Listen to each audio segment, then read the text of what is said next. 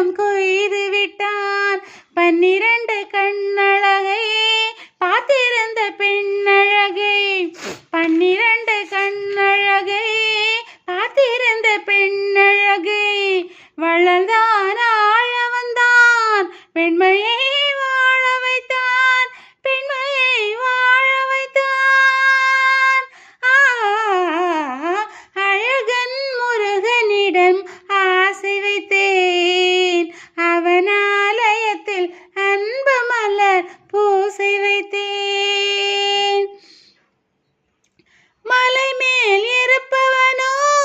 மயில் மேல் வருபவனோ